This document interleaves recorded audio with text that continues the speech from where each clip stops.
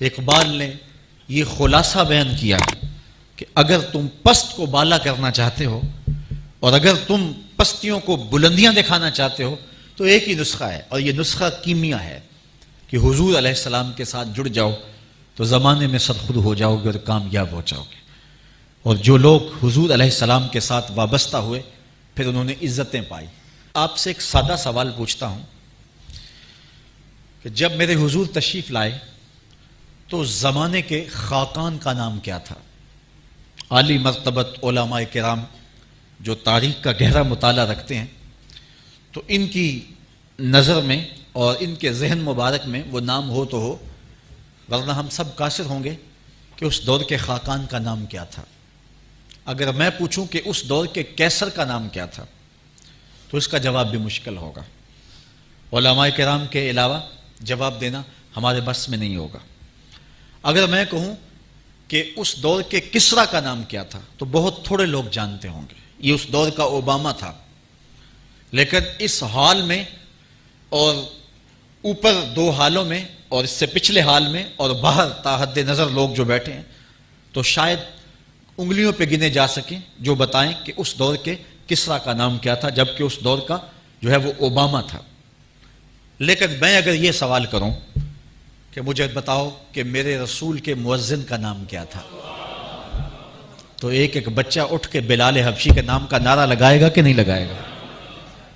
تو پھر وزن تو ہے حضور کے ساتھ، نام تو ہے حضور کے ساتھ۔ پھر آئیے اقبال کا پھر لہجہ دیکھیے۔ اقبال یہ کس کے عشق کا فیض عام ہے، رومی فنا ہوا حبشی کو دوام ہے۔ رومی مٹ گیا اور حبشی وہاں چلا گیا جہاں شہنشاہ روم بھی نہیں پہنچ سکا ہے۔ آج بھی دلوں پہ حکومت بلال حبشی کی ہے۔ بلال کا کالا رنگ حوروں کے ماتھوں پہ تلک لگا کے سجایا گیا ہے، اور رومی کا نام بھی مٹ گیا، اس کا نشان بھی مٹ گیا۔ اگر چاہتے ہو کہ لازوال ہو جائیں، اگر چاہتے ہو کہ امر ہو جائیں، اگر چاہتے ہو کہ نام بھی نہ مٹے اور ذکر بھی نہ مٹے تو آؤ حضور کے نام پہ قربان ہو جاؤ۔ حضور کے نام پہ قربان ہونے جانے والا امر ہو جاتا ہے اور زمانہ اس کا نام نہیں بھولتا۔ یار ایک منڈا تھا، اس کو جانتا کوئی نہیں تھا۔ میں نے اس کے محلے کے لوگوں سے پوچھا ہے، چند اس کے جو قربت والے لوگ تھے اور وہ جانتے تھے، وہ کہتے ہیں بچپن میں باہر نکل گیا اور ہمیں نہیں پتا کہ اس نام کا لڑکا بھی ہے۔ لیکن پھر ایک دن آیا کہ ہر شخص کا رخ ڈھوک کشمیریاں کی جانب تھا، اور میں نے خود اپنی آنکھوں سے دیکھا کہ آمر چیمہ کی گلی کے اندر اتنے گلدستے پڑے ہوئے تھے کہ گزرنے کی جگہ نہیں تھی، اور جس نے اس کو دیکھا تھا شک پڑا کہ میں نے اس کو دیکھا ہوا ہے، وہ بھی چھاتی تان کے کہتا تھا ہاں میں اس کا یار ہوں۔ یار اسے تو کوئی جانتا نہیں تھا، لیکن زمانہ اس کا بھی یار بن رہا ہے، اور لوگ جو اس کے والد سے دور کی شناسائی رکھتے ہیں وہ بھی کہتے ہیں جی میرے بڑے پرانے تعلقات ہیں۔ یہ تعلقات کیسے جاگے اور یہ کس طرح شناسائی ہوئی؟ یہ صرف ایک ہی نام ہے، اور وہ نام ہے میرے محمد عربی صلی اللہ علیہ وسلم کا۔ اللہ اکبر، اللہ رسول اللہ۔ نہیں تو لاہور کے کوچائے چابک سواراں کی کہانی سن لو۔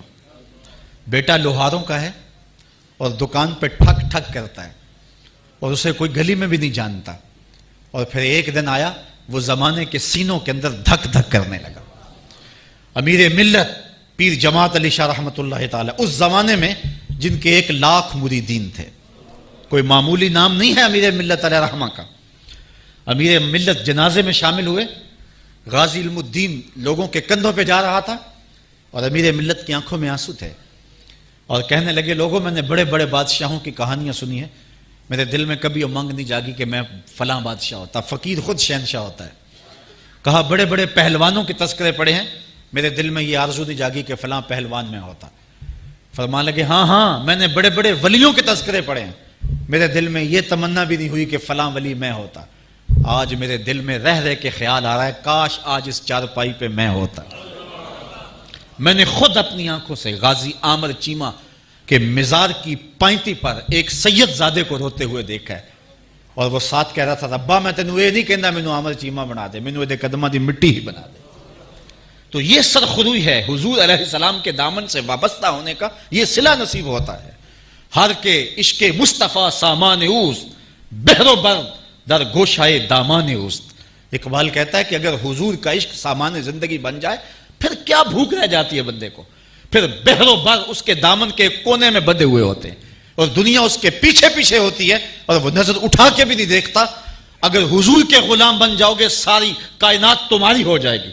حضرت سفینہ کہتے ہیں جنگل میں بھٹک گیا اور قافلہ مجھ سے جدا ہو گیا، اور جنگل تھا اور وہاں شیر کثرت سے پائے جاتے تھے، تو میں نے دیکھا کہ ایک شیر انسانی بو سونگ کے میری جانب بڑھا اور میرے اوپر حملہ آور ہونے والا تھا۔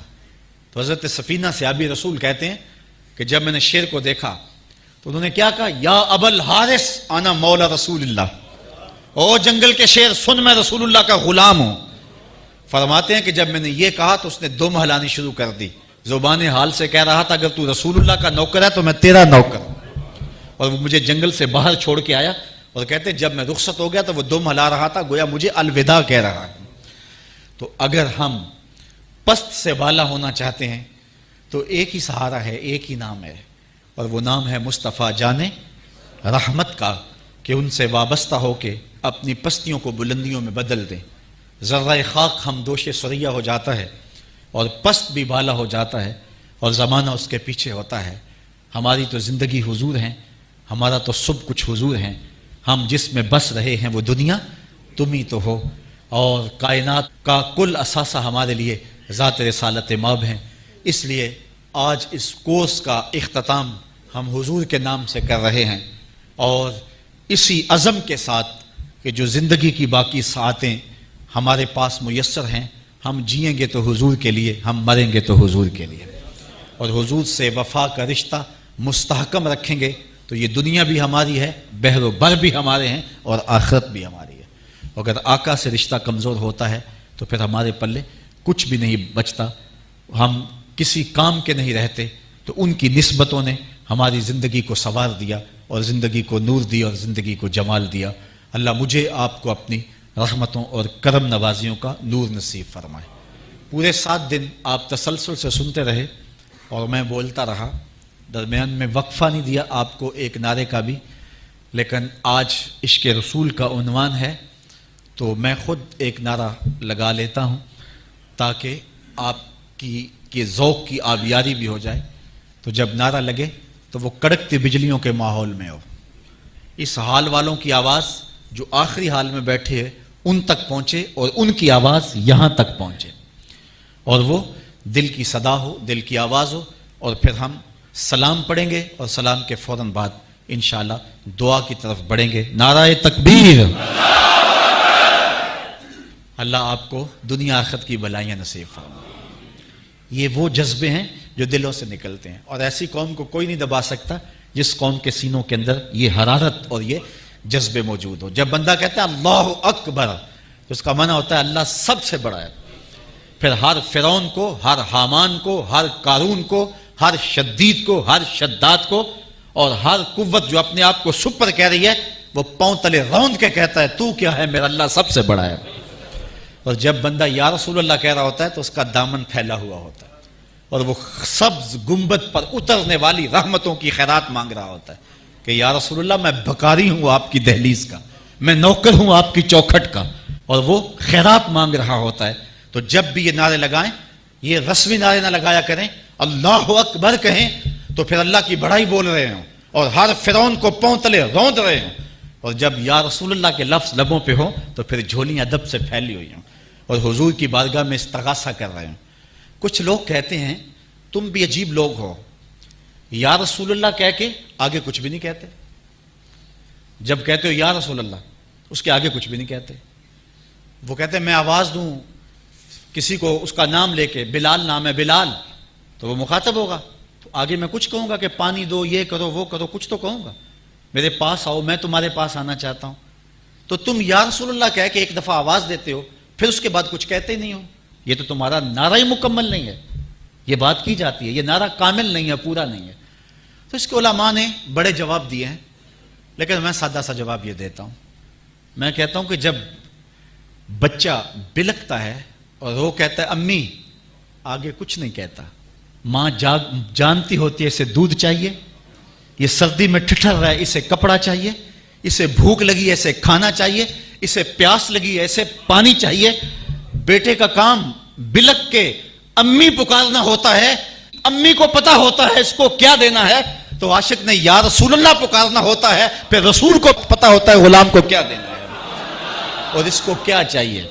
جب سارے پکار رہے ہوتے ہیں, ہو سکتا ہے ہر کی خواہش الگ الگ ہو, تو پھر رسول اللہ ہر کو الگ الگ دے رہے ہوں. اللہ اکبر. ظہوری کہتے ہیں ایک پیا سن دائے لکھاں دیاں بولیاں. اللہ اکبر. آقا دے چفیرے نے غلاماں دیاں ٹولیاں, تے ایک پیا سن دائے لکھاں دیاں بولیاں. اللہ اکبر. جب حضور کے روضے پہ جائیں نا, نصیب ہو آپ کو, تو باب جبریل سے لوگ باہر نکل رہے ہوتے ہیں, تو مجھے اقبال کا شعر وہاں بڑا یاد آتا ہے.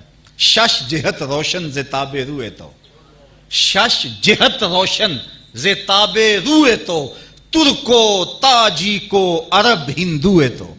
اقبال کہتا ہے 6 سمتیں آپ کے چہرے کے نور سے چمک رہی ہیں.